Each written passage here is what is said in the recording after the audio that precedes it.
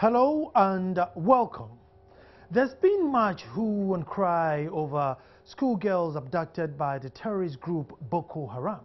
Yet this isn't the beginning of the story, and the way things are playing out, it won't be the end of it either. The year 2013 marked a significant evolution in Boko Haram's tactic. Boko Haram carried out a series of kidnappings, in which one of the main features was the instrumental use of women in response to corresponding tactics by the Nigerian government. The Nigerian government arrested the wives and children of several Boko Haram leaders in 2012. More than 100 women and children had been detained. Among them was Sheiku's own wives. These arrests were not unusual themselves. The targeting of suspects' family and friends is common policing practice in Nigeria. According to Nigerian security experts, the significance was the deliberate deployment of such practice to strike at the heart of Boko Haram through Boko Haram's female family members, which in turn has had a significant impact on Boko Haram's strategy. Bring Back Our Girls has become a world social media cause, advocating for the return of nearly 300 kidnapped girls. But can it actually help, or is it just destined to become another Coney 2012? Is Ghana safe, since it's such a close neighbor to Nigeria and we are offering to support? My guest understands security and violence against women, and they are here to educate us. I will introduce them when I come back. My name is Nana Sakwao, and this is PM Express.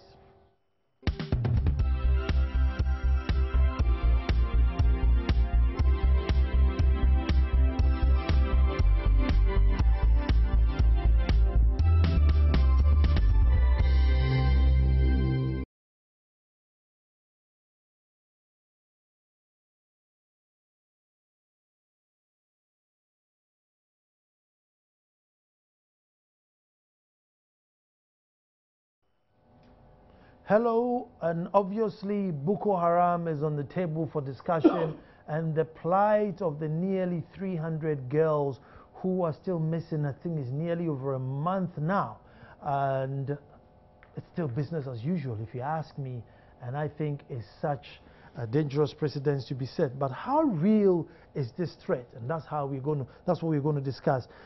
From my extreme left is Captain Budukumsin, who's a security expert. Captain, you're welcome.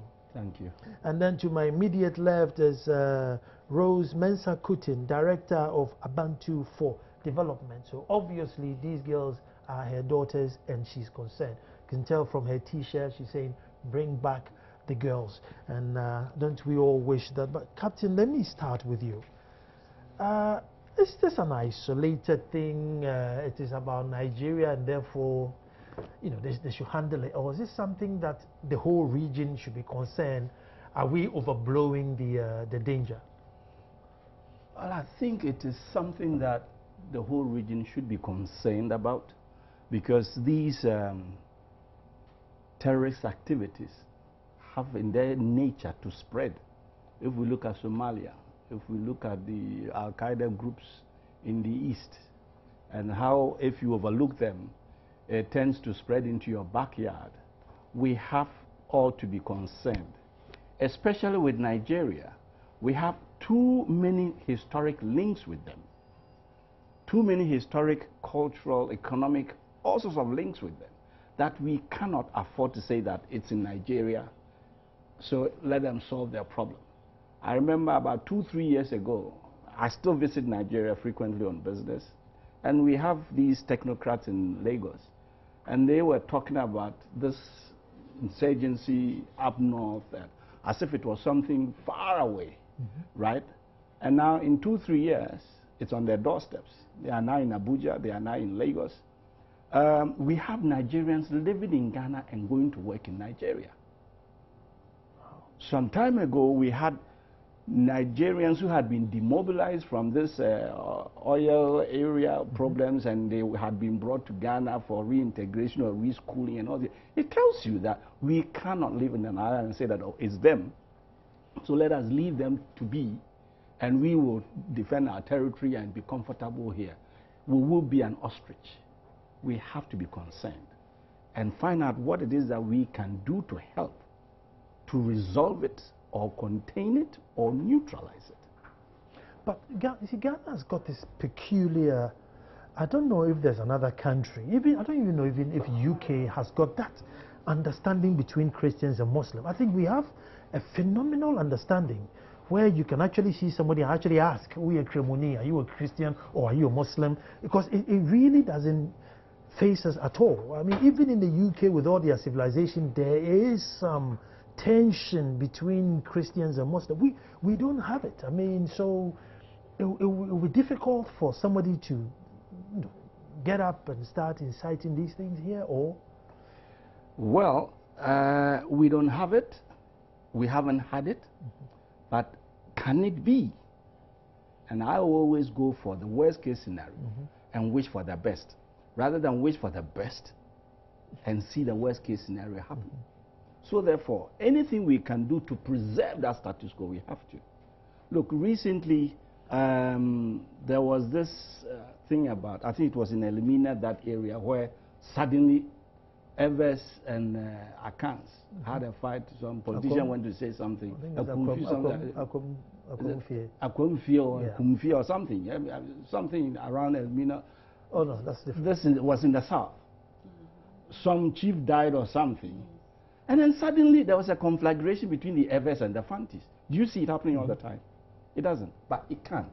I'm saying that although Ghana is not sitting on a time bomb, but if you scratch the surface just a little bit, you see down under that the underlying problems and causes are there and are live. Go to the Volta region, Nkonya, Alabama, something, they keep on fighting. The smallest issue in the north, they keep on fighting. Then we paper over it, and they keep on fighting. We should know that it could be worse, and we should do everything to contain it, or to neutralize it, or to discourage other people from exploiting those situations. Rose, obviously, even before this issue came, girls in their nature has become your business, to empower girls, to make sure they're in the front line and everything. Do you feel that Nigeria and the West, we have done enough to finding these girls? I think that if we had done enough, the girls would be with us today. And actually today is 36 days since they were captured. And to the extent that they are still in the hands of their captors, then it means we have not done enough, and we have to do more to ensure that they return to us safely. And I think that this is also a collective responsibility, in the sense that no one lives in isolation. No one country can live like an island. And if you look at the enormity of the movement that is rising to support the call for bringing our girls back to us, you realize that all of us are connected internationally in terms of Africa and also within the sub-region. This movement has moved beyond the borders of Nigeria. It has moved beyond the borders of West Africa and Africa, and all kinds of initiatives are taking place worldwide to strengthen the call for the girls to be brought back home. And I think that those of us in the sub-region have to take responsibility. As my colleague said, this issue is not something that belongs to Nigeria alone. All of us must see it as something very personal, in the sense that whether you like it or not, you have a mother, you have a sister, you have a wife, you have a daughter, and therefore those girls who have been captured in one way or the other, even though we are not connected to them biologically, we are connected to them socially and also emotionally. And therefore, I think all of us should work hard to make sure that the girls are brought back. Rosa, I'll stay with you. You see, is it our culture of elitism that has caused this? Can you believe if one of these girls was, Elizabeth Goodluck Jonathan? I mean, don't you think they would have been home by, in the next 2-3 days? That is how our societies have become. And actually, when you think of Boko Haram, we all know that they are terrorists, and nobody is going to support terrorist acts. But there is a fundamental problem that we have in not only our sub-region and Africa, but worldwide, where individuals and groups of persons who are usually very poor, who haven't had life's best chances, are often neglected in the sharing of natural resources and the national cake. We want to accept that in every society, it's not everybody who can make it. And that's why we have safety nets. That's why we have social protection programs, so that at the minimum, every citizen everywhere can have a meaningful kind of livelihood. When this does not happen, especially in contexts where poorer citizens recognize that actually there are resources, and the resources could actually go around if they were properly distributed, then anxieties come up, and then those who are prone to much more violence and evil find themselves grouping together and also doing the kinds of things that Boko Haram is doing. Of course, the religious dimension is there, and I don't want to see this as an Islamic thing, but rather persons who are evil, persons who are violent, who have come together and then using the religion as a cover-up. So I think that we need much more just societies. We need to make sure that as African citizens, we are able to share the resources of our nations for it to go around for many people to benefit from the cake that there is. Captain, I mean, I understand that, we don't have equal, people will be richer than others. Somebody would, have more degrees than the other. But as something as a national safety or national security, one would expect that, as for that, it doesn't matter where you are, you expect the policeman to give you the same protection as he gives to the rich man. So when that doesn't happen, I mean, how would society feel when you feel that, look, they are not coming for me because I'm nobody? Yes, this is the danger we've been alluding to.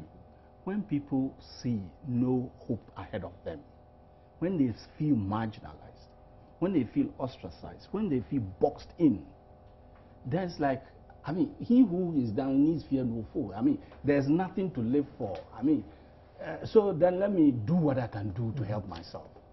And so then they become easy cannon fodder for people who would want to prey on them for their own agendas. If you would want to trace most of these terrorist groups and things, it came out of them being able to explain or feed on people's emotions and that, look, we are being persecuted, or we are being marginalized, or we don't have a share in this thing, so we should. And then they find a cause and then use it to prosecute their agenda, right? Look at where the Boko Haram started in the northeast of Nigeria. I read about them a little bit. It's a very desolate area, and they see rich. Since that Nigeria is the richest economy in Africa, and they see rich people, the oil money in the south. Yes. Meanwhile, the oil money is also in the north, and they see themselves ostracized. Yes. And then they are easy cannon for that. And we have these situations all over the place. I dare say that we may even have some of these things in here. When people see that, look, we are poor, and then they even bring money to come and help alleviate our poverty, and our elite take the money and abuse it the way they want to, and leave us always in the cold. I mean, it engenders desperation. It engenders resentment in the system. It engenders lack of belief in leadership when they talk. Then we let us form our own group and see how we can defend ourselves. I mean, when people feel like the police is not protecting them, they form militias. When at the moment when they catch a thief, they try to lynch the thief rather than taking him to the police station. When I was growing up, when the thief was caught, he would be slapped and beaten a little bit, but they drag him to the police station. Here, it is not the police that has to come and save him. It tells you the lack of confidence in the thing. And so, therefore, let's do things for ourselves. And that is the underlying fear.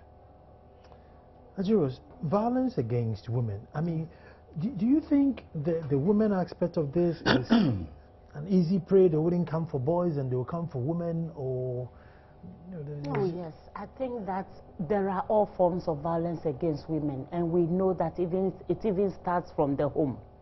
And with many of the civil wars that have happened, especially in the West Africa sub-region, if you take Sierra Leone, if you take Liberia, rape and abuse of girls and women became weapons that the fighters used to kind of destroy the fabric of the society. So wherever there has been civil strife, women and girls have been used as weapons for settling scores. And so anytime you see a volatile situation, you have to be aware that women and girls are going to be in trouble, because even within their homes, they are confronted with all kinds of abuses, rape, defilement, and all of that. And that is where policy comes in, where governments of our various countries recognize that this is impunity, it is not acceptable, and therefore the UN itself has put in place mechanisms to protect. Let me stop you there. I mean, this government policy business, because here is Nigeria, who's gone into, arrest, Boko Haram's wives, even though they haven't done anything. Yes. So it's like... Yes, it's a signal. It's a signal that we do not value women and girls. Because for the government, which is supposed to be protecting the citizens of the country, for you to say that terrorists have done this and therefore I'm capturing their wives and children in retaliation, you are sending a signal, because they cannot be bothered. They are evil, they are violent, they do not care really whether they live today or tomorrow. And so the government made a mistake in actually capturing their wives and their children. But of course, that is not an excuse, in the sense that these are innocent girls. They did nobody no harm. They were in school, they were studying, they were writing their exams, and nobody has a right to capture them and deny them the right to an education. So in spite of what the government did, I think they must find another strategy to get the girls back home. And having done that, to refrain next time from doing what they did earlier on in terms of capturing their wives and their daughters. Because that signal means that wives and women and girls are just property. They are chattel. They can be dispensed with anyhow, even when they haven't done anything wrong. Let's go after the evil people, those who are perpetrating the crime and the violence, and not innocent women and children who are living the lives which unfortunately they may be linked to the perpetrators of these violent acts.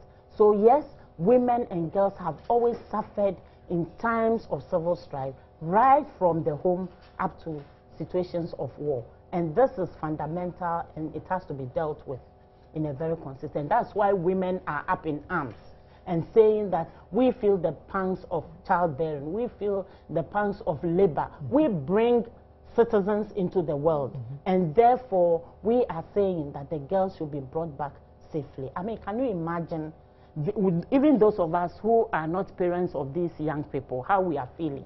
Can you imagine being a mother, a father of any of these young girls? Captain, I mean, as a matter of national security, I mean, can the state not find a clause to say, no, because Boko Haram is so bad, I'm going to get the wives and children and see if they surrender or if they come back or something, go and catch their wives? I think it's reprehensible. Honestly, I was shocked to read that it is a policy of the Nigerian police to do that. You see, over 100 of them. Yes, and it has been, they have been doing it over a period of time.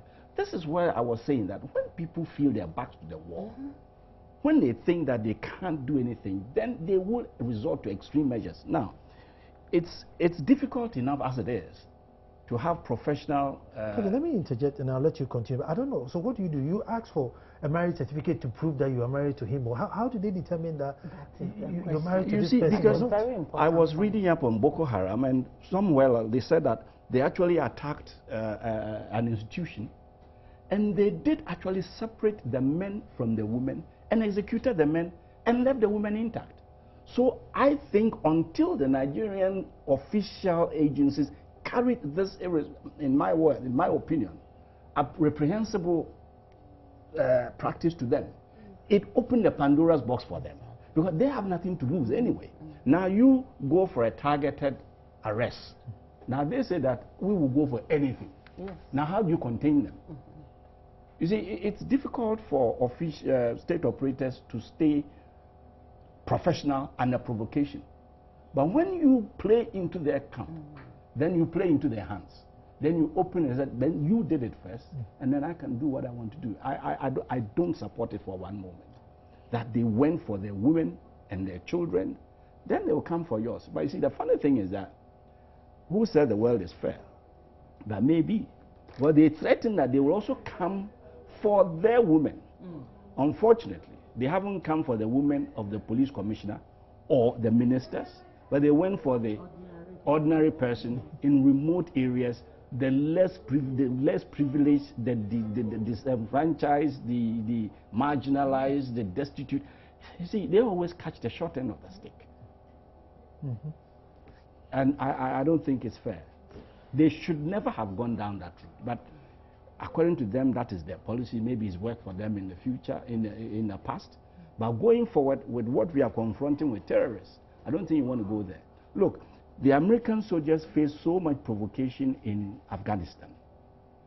I saw this film, Black Hawk Down, where we had women firing guns at the American soldiers. But they had to try not to fire on the women. Because once you start, you open up the Pandora's box for them. You're killing a woman, therefore we'll kill your woman. I'm going to take a break here, and then when we come back, I want to, when people are reported missing, I have a security expert here. They said the first 24, 48 hours is absolutely crucial. What stopped the Nigeria? Because Nigeria has got a 500,000 man army, 500,000 men. So what was the big delay? Stay tuned.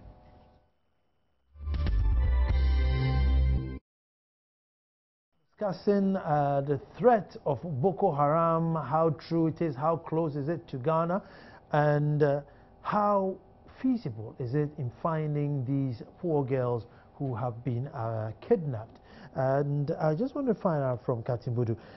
Captain, when you report a missing person, I mean, the first 24, 48 hours is very, very crucial.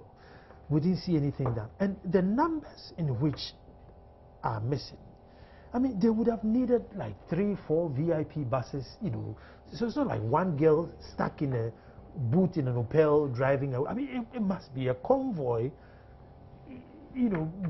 driving towards the bush or somewhere where, I mean, I'm sure if you deploy a helicopter, there are reports that saying that they had about a day and a half's notice. That's silent. That's,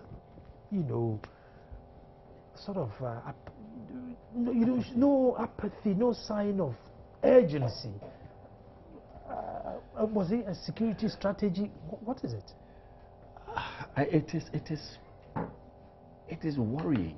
It baffles one to understand why that attitude towards that sort of information they had, why it took them so long to react. Well, we are saying it must have been a convoy. So there were no police stations in the area. Is it a matter that the state operators are scared of these terrorists? Did they vanish? How come that? And then days after, nothing was being done. It even shows the impunity of leadership, the arrogance of leadership, because, these are marginalized people far away in the bush somewhere, let us take our time. Can you imagine if they had stormed Abuja with 7 buses? Would any of the buses gotten away? None. You see, but these are the marginalized, these are the deprived, these are the remote villages. Let us take our time. To the extent that it took them over a week, some are saying 10 days, to deploy military forces into the area. Look at the size of the Nigerian army. It shows you what is the emphasis of the security forces now. Now, there was an article, I think, on Facebook from the Amnesty International, writing about the attitude of the Nigerian army that has been sent into the far northeast. That they were scared to go into the bush after the guerrillas. They were scared. And it says that the Nigerian army has become a shadow of itself from the fighting army to the extent that now it is like it is Their emphasis is on regime preservation, city soldiers, fighting imaginary enemies that are their own brothers and sisters, the citizens, and prancing around. Now you have to, the chips are down, now you have to go into the bush, they are scared. I understand that after the first engagement with the terrorists, they lost some 2, 3, 4 of their colleagues. They came back to base and were so angry they wanted to lynch their commander. Whoa. But why are you in that uniform? What have you been training for? Shows you the emphasis of the existence now. And I think it's worrisome, and we should all take a huge note from it, that it's almost embarrassing to see such a huge army react so slowly and so unprofessionally. I shudder to think if we really face extreme aggression, how we will hold up. Another thing that I personally find very sad is here we have Goodluck Jonathan, and he's supposed to be the father of Nigerians. So he is giving out gold-plated iPhones and his daughter's wedding. And then Obama is giving 7 million ransom to try and put a stop to Boko Haram. I think from an international perspective, it will become such a disgrace. Actually, we've lost it. But it's also because of how we prioritize issues in the scheme of things. Because if it comes to prioritization, issues of concern to women, issues of concern to girls, issues of concern to the poor, those who live in the remotest corners of our various countries, we don't consider them as relevant. In the midst of what has happened, the World Economic Forum has been held in Abuja, in Nigeria. This issue, I don't think, was on the agenda of that discussion. Even when there is war, and after the war, there are reparations and also efforts to restore people back into the society. The issue of engaging with child soldiers is usually defined as male child soldiers. And so you find state money, international money being put in place to make sure that those child soldiers, who often tend to be men, are actually reintegrated into the society.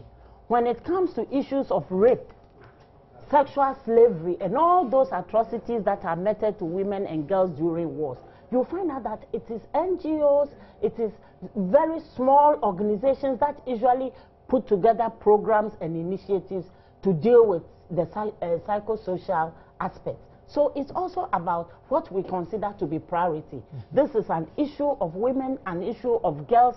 That is how it's perceived, even though my brother has clearly stated that it's a security issue, it is a national issue.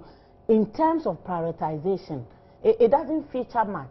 And it goes back to the question you asked earlier about whether if these girls belong to, you know, like somebody in power, they would have done everything to make sure they will come. But we value these girls. And that is why women across the world, starting from Nigeria itself, have mobilized themselves. All the international pressure we are hearing now is as a result of the mobilization of ordinary women in Nigeria, mounting pressure through the program Bring Back Our Girls. And that has escalated and led to this international recognition. So I think that advocacy is very important in this scheme of things, especially within the ECOWAS sub-region. Right now, our president is leading ECOWAS, and I think that the issue is broader than Nigeria, as my colleague has, explained the military situation there. So we need to work together as a people, as African people, and see how best we address this issue as an international issue, as a security issue, not just as an issue of small girls having been captured in a school. Yes, to tag on to what the question you asked, that here we have a head of state dishing out gold-plated phones, and then we have these foreigners pledging support. This is, I say that the Bokassa Syndrome is still with our leaders in Ghana, not in Ghana, in Africa. The Bokassa Syndrome. I mean, your people live in such penury, and you look at the affluence, you look at the abuse of our collective money, just for the few. It instigates anger, and it makes you so embarrassed.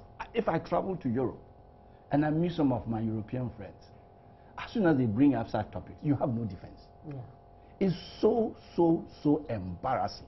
These are people, you can match them on intellect. You can match them at the workplace. You can match them on almost anything. And then they bring you the soft underbelly. And you feel so primitive and stupid because of what these are so-called big men and leaders, the way they behave. I used to joke that if I was a white man, the black man would suffer. Because if I gave you all that money and you blow it on such funny things, will I still bring you more? It's just ridiculous. But that is may, it has happened. The issue is that he now has to apply himself well. Look, someone was faulting Jonathan for not visiting the site. He hasn't been there still. And they say it is war. George Bush was in Afghanistan at the height of the war. His father was in the war theater. What is wrong with us?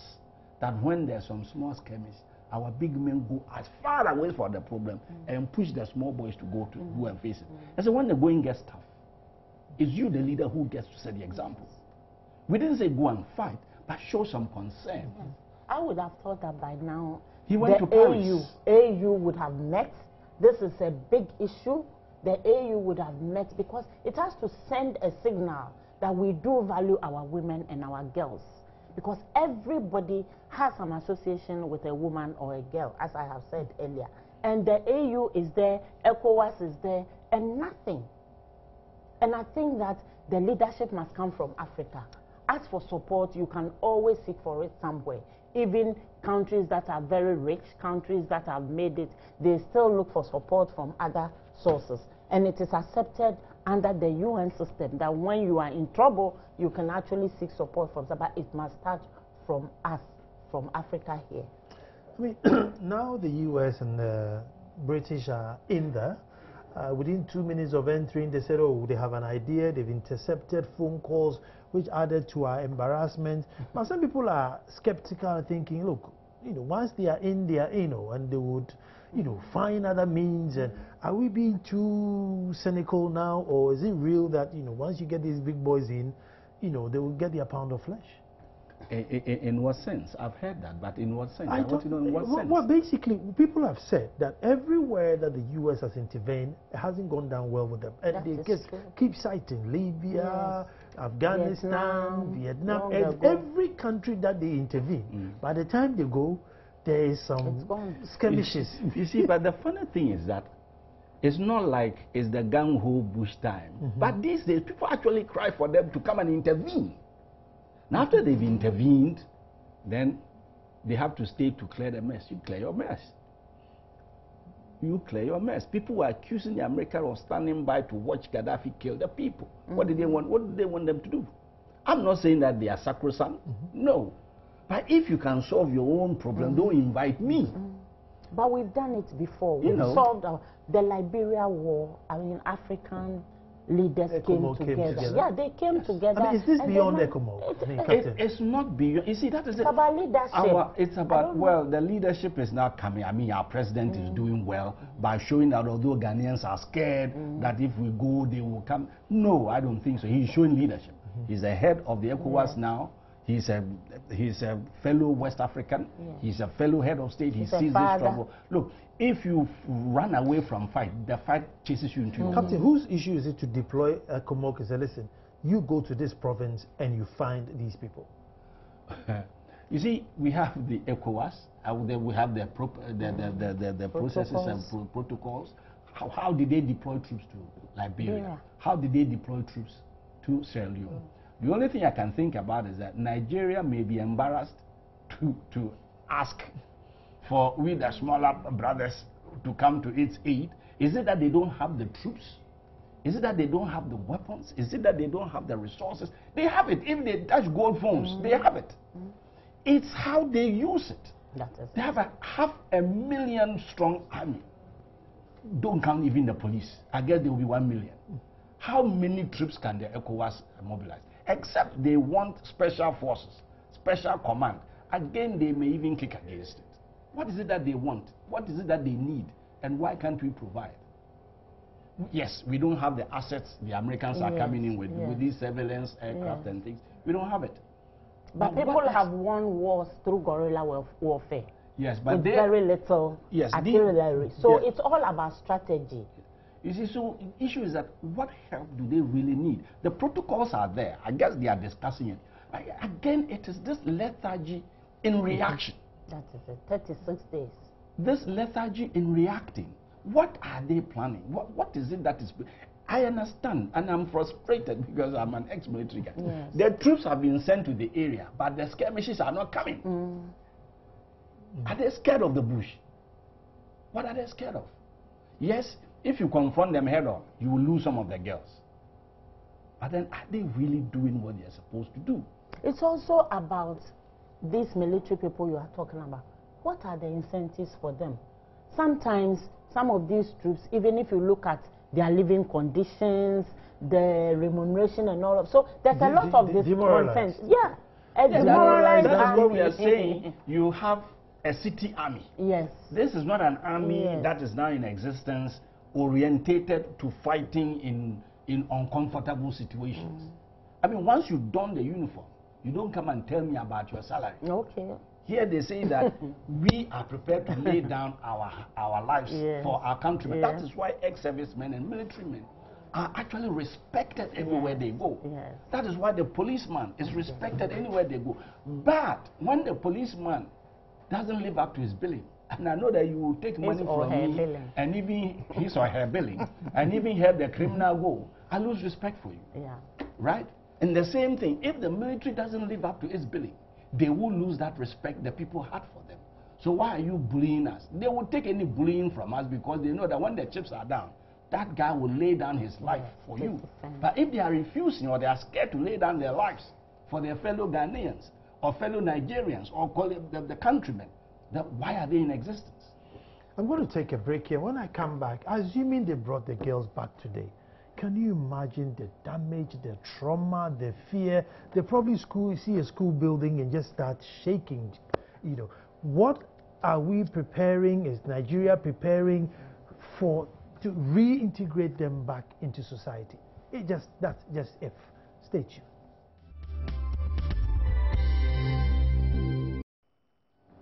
Well, just before we went on a break, I was just wondering, you know, and I am particularly a mommy's boy, so you know I'm a feminist in my own way, and I can just imagine your little sister or your little daughter being adopted. Maybe she's a Christian, converted into Muslim. Even that I'm not too far, but the presence of men and guns and not knowing whether I'm going to go home tomorrow, whether I'm going to die or not, until Rose, by the time these girls come, they will be shaken to the core. Oh yes, I mean they will be destroyed. Their lives will not be the same again.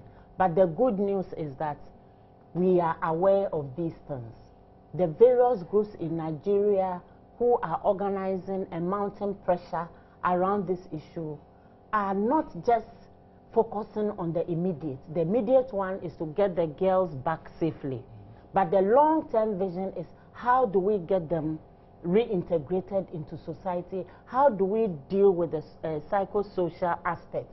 How do we deal with the traumas that they have gone through? So they are reaching out to all kinds of organizations across the world. Indeed, other organizations across the world are also offering their services.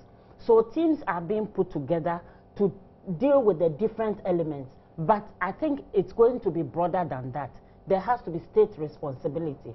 There has to be a sub-regional responsibility in terms of making sure that a proper system is put in place, not only for the girls when they return, but also for the parents, the fathers, the mothers, those who are very close to these children who have gone through so much. I mean, can you just imagine how they are even able to sleep at night if you are a father or a mother of these children? So a lot of counseling will happen, and I think that is where we can also mobilize ourselves and offer whatever support we can. But I'm saying that it should be bigger than just an NGO or civil society initiative. We should all offer support in terms of how we make sure that these girls are reintegrated and that a system is in place to avert similar situations next time. Are we making this a girls' issue, or are boys also, you know, taking part in this thing? Because very much so. when one is not safe, nobody's safe. I think that we do raise the issue in terms of the analysis to show how we as a people tend to forget that women and girls are part of society, and therefore tending to ignore issues that are specific to them. But it is broader than that. It is all our responsibility. It is a national issue, a sub-regional issue, and it's a global issue. Because all we have in the world are men, women, girls, and boys. And then all the other things that are added are for our benefit. So how do we make sure that we work together? In fact, many of the people who are actively supporting the Bring Back Our Girls are men. Today, the Nigerians in this country organize themselves, and those of us Ghanaians, Burkina-based, people from Senegal, all the countries in the sub-region, they joined us and we marched to the Nigerian High Commission and read the statement. Many of the people who spoke during this march were men. In Ghana here, we have concrete examples of men who have supported these issues because they don't see it apart from the national agenda. Men who have spoken against violence against women, men who have spoken about the need for women to play an active role in decision making in politics and all of that. So it's very, very important that we see it as a collective responsibility. But in defining it and in analyzing it, we need to highlight the specific nature of its impact on women and girls. Captain, Kenya offered Somalia assistance, and then they ended up with Westgate saga, where we lost one of our, our heroes. We offering assistance to Nigeria. I mean, are we also going to have a Westgate saga here, where they're going to come and say, well, you poked your nose into our business, so we are coming to retaliate? Well, for these terrorists, I think distance is not too much of a bother. But Kenya and Somalia are just next door neighbors. That's a different issue, especially when they have boots on the ground. That's a different issue. But I don't think we are thinking about sending Ghanaian soldiers to northeastern Nigeria. I don't think that is it. But yes, we should give them all the moral support. We should give them the encouragement. Our president should give the leadership. And they know that, our Nigerian brothers know that even if it comes to the military, the Ghanaian soldier is a good soldier. So I guess they will even accept advice from us. But I don't think we are thinking about putting boots on the ground. That's a different issue. Even then, they will have to come through two countries to get to us. Is that not I was thinking, I mean, if you look at the Boston bombing, if you look at 9/11, if you look at 7/7 in the UK, in all these instances, they close the city. They shut it down until they resolve the issue before they start moving again. Is that not the signals that send to another? Because now if there's another group forming, they think, oh yeah, let's form the group because it's easy pickings. All we need to do is just go to a village, get some girls, brandish them somewhere. But if you lock the state down, they then know that, listen, don't go there because they will do everything to come for us. We haven't shown that. I mean, send ECOWAS, send Ghana, I mean, lock them down for the next group to know that, look, don't go down this route because they will catch you at all costs. Yeah, that is what we are wondering. What is the commitment? I'm not privy to that sort of information, but what is the commitment of the collective leadership of ECOWAS to this thing? Have we all been scared into our holes? Look, the Ghana president, our president, came out boldly to say that no, this is not right. And then he would even go there, and we were all running scared. Hey, you go, we get into trouble. Is it what is happening to the other countries? What is happening to the ECOWAS leadership?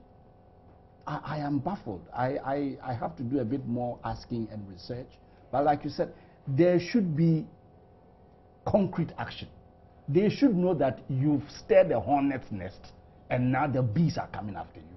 The wasps are coming after you. But there seems to be this soft approach. But they may know what best they are doing. But what they are doing could actually encourage copycat terrorists in other jurisdictions. And that is why I would say that although it is happening in Nigeria, we should quickly look even inside. Do similar conditions exist in Ghana that can be exploited by copycat terrorists to start nonsense in this country? You see, we said that the Amnesty International report said that the Nigerian army and security forces have been geared towards regime preservation. So they've lost the eyeball on more internal issues, other security issues. I pray to God that we are also not shifting our eyeball from the case and believe and put only our concentration and effort on regime preservation.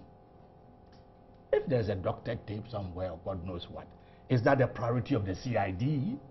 To the extent that there are other skirmishes flaring up and it almost catches them on their blind side. I am worried. What is the emphasis of the security agencies on the ground? Why are we not being able to preempt some of these things? Look, the other day, I think, what do you call it, this land guards, somewhere in the suburbs of Accra, going to reside there. Yeah. And there's this guy, there's some land guards and they shot people and people died, and at once it became a topic. But the police knew this land guard, the chief of this land guard, and they said the guy has run away. Why do they know such people and allow them to operate with impunity in the system for so long until it becomes an emergency? I was never a general, I haven't been there, but I want to know how the generals and the IGPs think. But I think that every country, in every situation, when there is a state of weakness, the state preys on women and girls. I mean, it's a historical fact. When there is a state of weakness, the state preys on women and girls. And therefore, we want to send a strong signal to all our leaders in the sub-region that we are disappointed because all of them are voted to positions of power to lead us. And if you are a president and a situation like this happens and you want to move in to provide leadership, you don't listen to your citizens when they say it's too dangerous. No, you have to provide that leadership so that when you provide that leadership, people will see that you are providing something that they can work with, something that they can be part of. It's like being in the home with your family as a mother or a father. If there's no food in the house and you, the mother, you start crying, what do you expect the little ones to do? Yes. On the 28th of May, you have a press conference coming up. Yes. And if you tell viewers so that they can come and support you. Yes. We have a number of organizations in this country. The women's groups have already started. And now we are following up with a press conference at the International Press Center. It's being organized by the Network for Women's Rights in Ghana, the Women's Manifesto Coalition, and the Domestic Violence Coalition. These are groups that both women and men belong to. We have mounted different causes in this country, and we think that this is an issue that goes beyond the borders of Nigeria. So we are organizing this press conference to send a strong signal to Nigeria and also to the countries in the sub-region. Fortunately, our president is leading ECOWAS now, so it gives us an entry point to make our case to the general. We are hoping that all of you will come and support us so that together this can add to the campaign of Bring Our Girls Back to Us. And it's on the 28th of May? Yes, it's Wednesday, 10 a.m. at the International Press Center, 28th May. Well, that's what time will allow us. I want to say thank you to Captain Budukumsen and Rose Mensah Kutin. And let me just end by saying, if we just get a little bit of activism, within us, just the spirit of not accepting anything, I'm sure our leaders would also say that we're not preaching violence, but just don't accept, the lowest bidder, and I'm sure things would go well. So everybody should do well to join on the 28th of May. Thanks for watching, and tomorrow we'll be back to do the same again.